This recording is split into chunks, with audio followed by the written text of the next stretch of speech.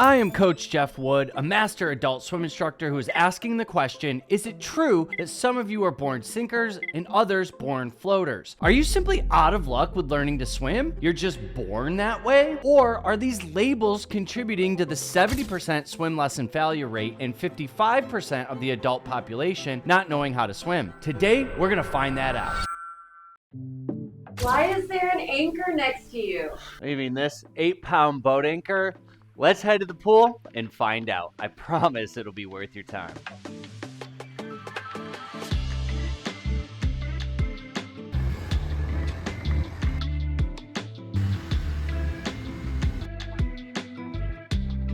We've made it to the pool and I'm about to jump in, but before I do, we need to cover the 4 specific reasons why you would either float or sink in the first place. Starting with category number 1, which is your body composition. Number 2, breath control. Number 3, technique. And number 4, our relaxation. Remember these because we will revisit them shortly, but for now, let's jump in.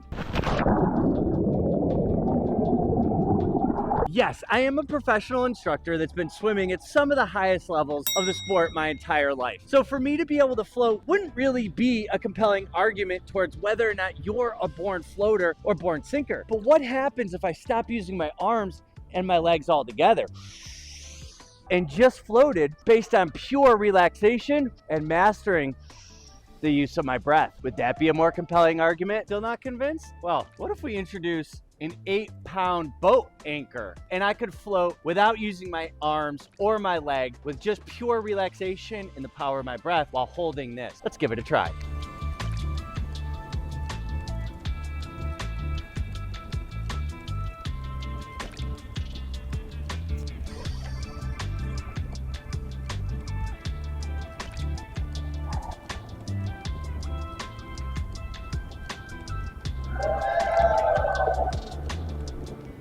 Just to prove out how important a deep breath is to your buoyancy when floating, I'm gonna go over this example 3 different ways. Number 1, I'm gonna hold on to the anchor and try to float without taking a deep breath. Number 2, I'm gonna try to take a standard chest breath to see if I'm able to float. And then example number 3, I'm gonna take a full diaphragmatic breath where I really use the maximum ability that I have to get as much air into my lungs as possible and see if that makes it so I can float. This is example 1 without me taking a breath at all.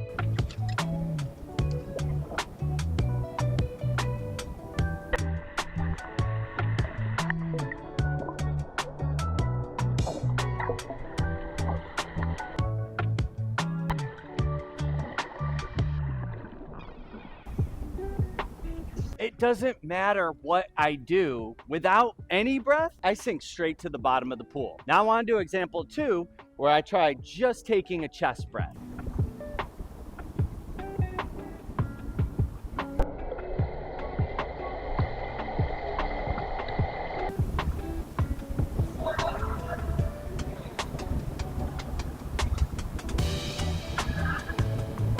I gotta tell you, that was super cool because I kind of sunk slowly, but then the buoyancy from the air brought me back up and made it so I could take an additional breath. But as you notice from there, I went straight to the bottom. So no to a chest breath. How about number 3? If I take a full diaphragmatic breath, let's try that.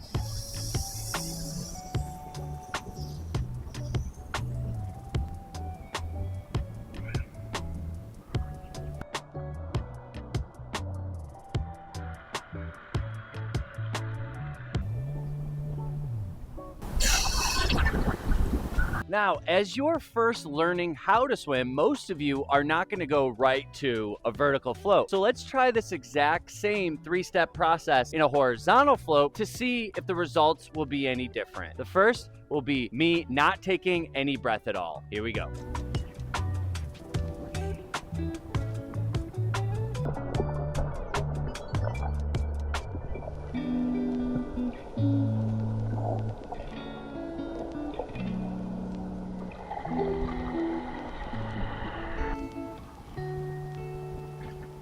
That was so cool. That's probably the first time I've ever actually been pulled down to the bottom of the pool horizontally before. So I don't recommend you try that, but super cool experience. Now let's go on to example number 2, where I just take a chest breath to see if I'm able to stay more buoyant. Check it out.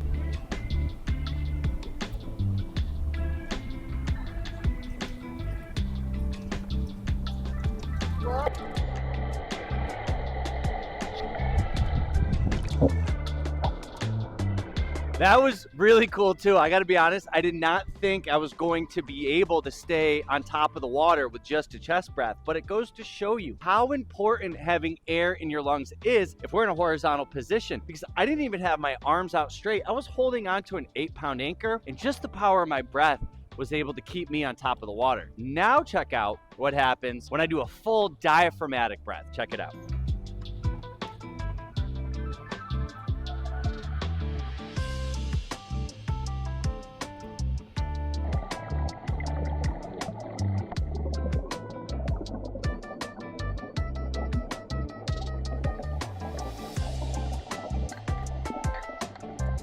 And with a full diaphragmatic breath, I am able to stay on top of the water, holding on to the full boat anchor, which is 8 pounds. Pretty crazy, right? Now, let's see if I'm somehow a born floater versus Coach Meredith, who's gonna run through this exact same process, step by step by step. Time to hand the mic over to her. See if I can do a horizontal float without taking any breath.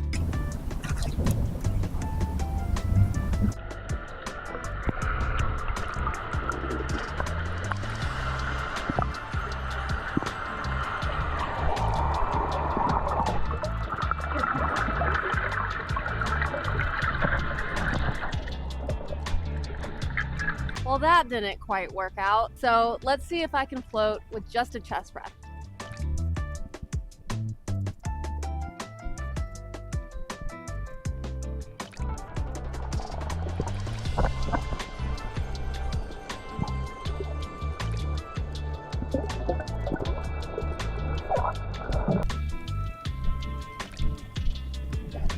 That is cool. All right, that was really cool. We got a little bit of a float up front, then we did start sinking towards the end of it, but for the most part, I was kind of able to float carrying a 10-pound weight. Really cool. Now we're gonna give it a shot with a deep diaphragmatic breath and see if there are any differences.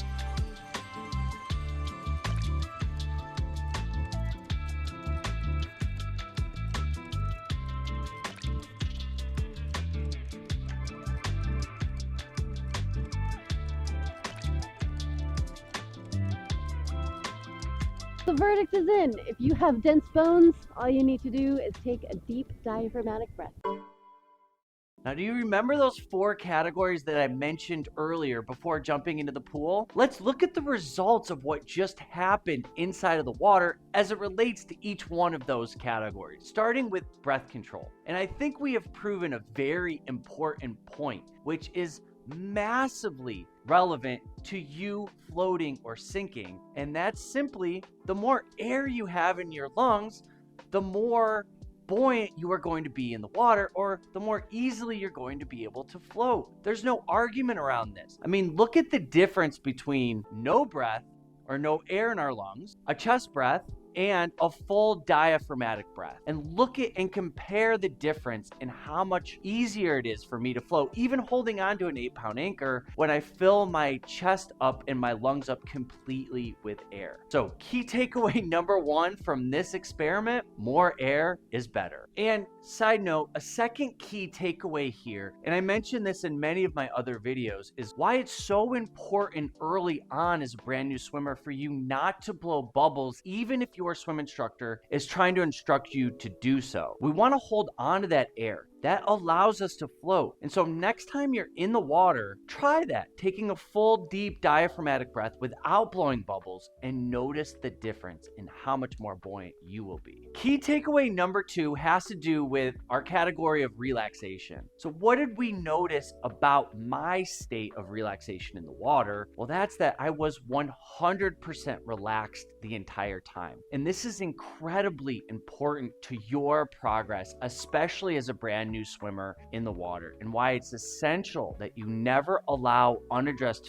fear or tension to enter the water with you. The reality is that when we are tense or not 100% relaxed in the water, our muscles tend to consolidate, and that makes them more dense, Think about it like this. If you flex a muscle, those muscle fibers are starting to come together, which makes you more dense. But when we relax that muscle, those fibers spread out. Our goal in the water is to not have any of that tension anywhere in our body so that our muscle fibers are as spread out as possible. That is one of the key reasons why I was able to float even with holding on to the anchor, is I was able to establish a state of 100% pure relaxation. Now, if you need support learning how to relax and not bring that unaddressed fear into the water with you, I urge you to click on the link in the description below and join our Adult Learn to Swim community. We will guide you step by step through our entire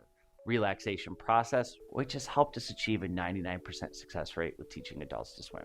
I hope to see you there. Key takeaway number 3 has to do with technique. And we're going to have to get a little bit nuanced here in the details because I really tried to stress test my technique in the water by being vertical in example number 1, and then horizontal, but not exactly a pure front float in example number 2 when I was horizontal. But what can we take away from this? Well, I think the biggest takeaway is that when I was in a completely vertical position, you noticed my head was angled slightly back. And this is a very simple technique that you can use if you are learning how to tread water or you want to learn how to vertically float. Because when my head is back like this, the tension of the water tends to offset the weight of my head, which makes it a little bit easier for me to float.